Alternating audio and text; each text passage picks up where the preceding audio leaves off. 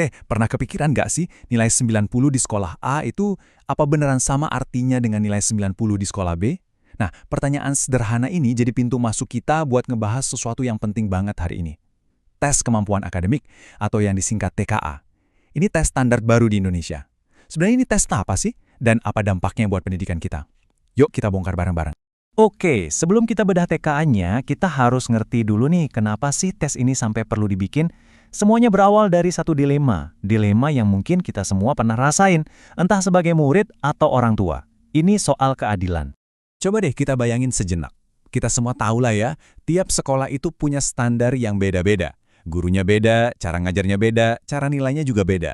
Jadi, apa nilai 90 di rapor anak dari sekolah favorit di kota besar benar-benar setara sama nilai 90 anak dari sekolah di daerah pas mereka sama-sama daftar ke satu universitas?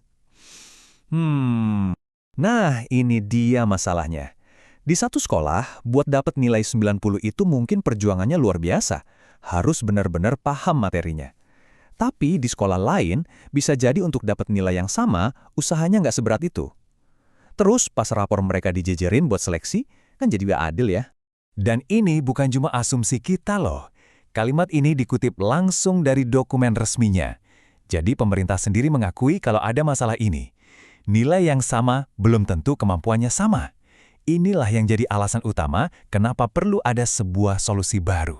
Terus solusinya apa dong?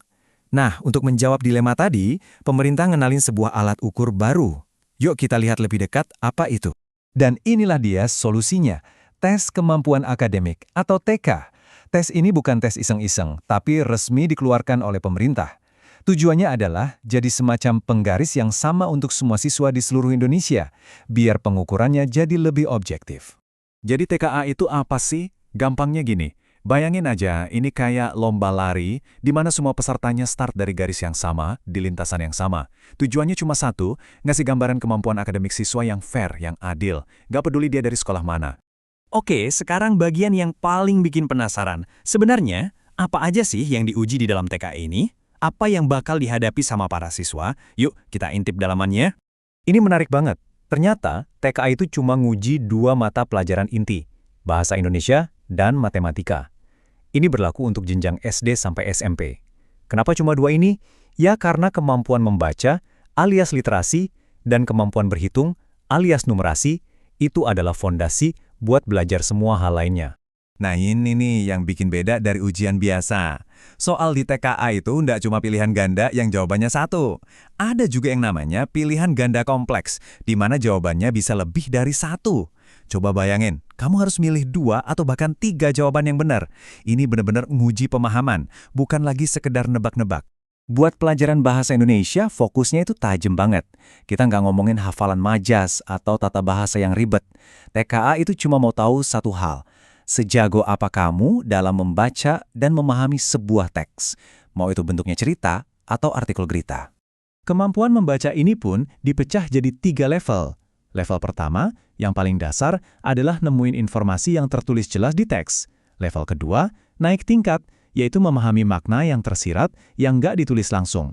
Dan level ketiga, yang paling jago, adalah bisa mengevaluasi dan ngasih penilaian terhadap teks itu. Terus gimana sama matematika? Khusus untuk tingkat SD, porsinya gede banget nih di 2 topik, bilangan dan geometri. Totalnya 80%. Jadi penguasaan konsep dasar hitung-hitungan dan bentuk bangun itu jadi kunci utama. Sisanya baru soal membaca data. Oke, teorinya udah cukup. Sekarang waktunya kita lihat langsung wujudnya. Kayak gimana sih bentuk soal TKA itu? Yuk kita bedah beberapa contohnya. Kita mulai dari bahasa Indonesia ya. Coba perhatiin, ini ada contoh teks fiksi judulnya Danau untuk Semua. Teksnya juga dilengkapi gambar, biar kita lebih kebayang ceritanya.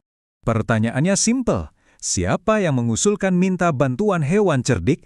Nah, ini adalah contoh soal level 1, pemahaman tekstual. Jawabannya itu ada di sana, tertulis gamblang di dalam teks. Tugas siswa cuma 1, teliti membacanya. Sekarang kita ganti jenis teksnya. Dari cerita fiksi, kita pindah ke teks informasional atau non-fiksi. Topiknya tentang hewan folivora atau hewan pemakan daun.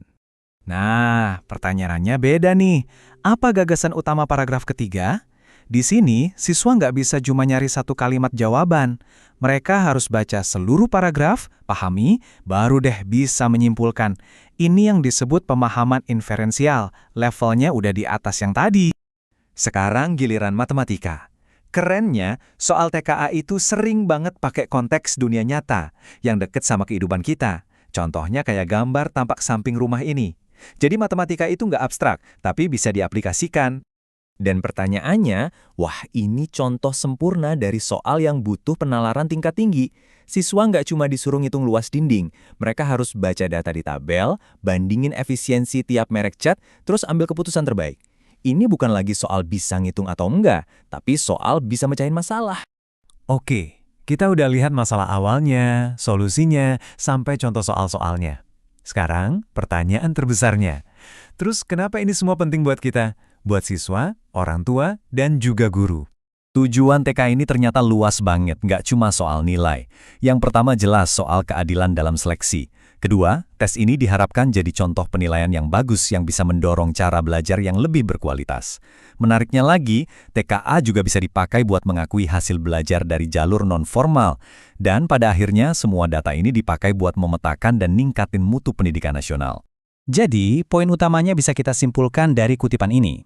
Intinya, TKA ini hadir untuk menciptakan keadilan, untuk menyediakan sebuah standar pengukuran yang sama buat semua. Ini adalah upaya biar kemampuan siswa bisa dinilai secara objektif, nggak peduli dari sekolah manapun dia berasal. Oke, sebagai penutup, coba deh kita renungkan bareng-bareng. Kalau standar tesnya udah bukan lagi hafalan, tapi lebih ke penalaran dan pemahaman mendalam, bukankah itu artinya cara guru mengajar dan cara siswa belajar juga harus ikut berubah? Bisa jadi, ini bukan sekedar tes baru, tapi sebuah pemicu untuk perubahan yang lebih besar di dunia pendidikan kita. Gimana menurut kalian?